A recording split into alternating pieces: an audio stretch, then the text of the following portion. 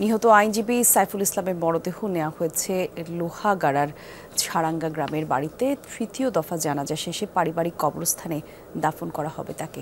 আরও জানাতে যোগ দিচ্ছেন সহকর্মী আল আমিন শিকদার। আল আমিন, জানাবেন জানাজার আনুষ্ঠানিকতা শুরু হয়েছে কিনা, আর সেখানকার কি অবস্থা আমাদের একটু জানাবেন।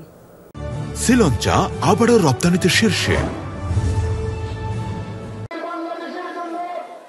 কিছুক্ষণ আগেই আছরের যে আজান, নামাজের আজান দেওয়া হয়েছে এবং এই নামাজের পরে আমরা যে জায়গাটিতে রয়েছি সেটি হচ্ছে ফারাঙ্গা গ্রাম।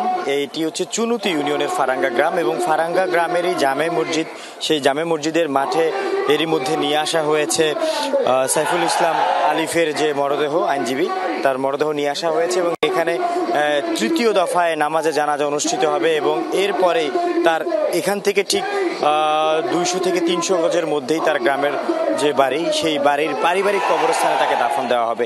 এখন পর্যন্ত যেহেতু আছরের যে নামাজ, সেই নামাজ শেষ হয়নি। নামাজ শেষ হওয়ার পরেই কিন্তু এই যে নামাজে জানাজা, তৃতীয় দফার নামাজে জানাজা অনুষ্ঠিত হবে।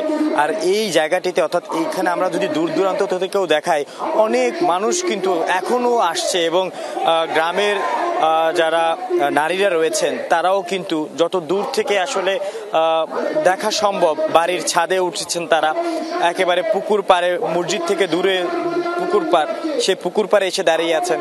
এই গ্রামের যত মানুষ, এই সাতকানিয়ার যত মানুষ এই ঘটনাটি শুনেছে, এই মর্মান্তিক ঘটনাটি সম্পর্কে যখন জেনেছে, তারা সবাই কিন্তু এই জায়গাটিতে এসেছেন এবং তার নামাজে জানাজায় অংশগ্রহণ করার জন্য এসেছেন এবং অনেকেই আজকে এখানে বক্তব্য রাখছেন নামাজে জানাজা শুরু হওয়ার আগে। সেই জায়গাটিতে তারা বারবার স্পষ্ট করছেন যে তারা এই ঘটনার একটি দৃষ্টান্তমূলক শাস্তি দেখতে চান এবং সেজন্য সরকারকে সর্বোচ্চ ব্যবস্থা গ্রহণের জন্য কিন্তু এখান থেকে আহ্বান জানাচ্ছেন এবং আমরা এরপরে এখান থেকে তার যে গ্রামের ঘর, সেই ঘরে যাব, সেখানকার পরিস্থিতি আপনাদেরকে জানাবো। ধন্যবাদ আপনাকে আল আমিন।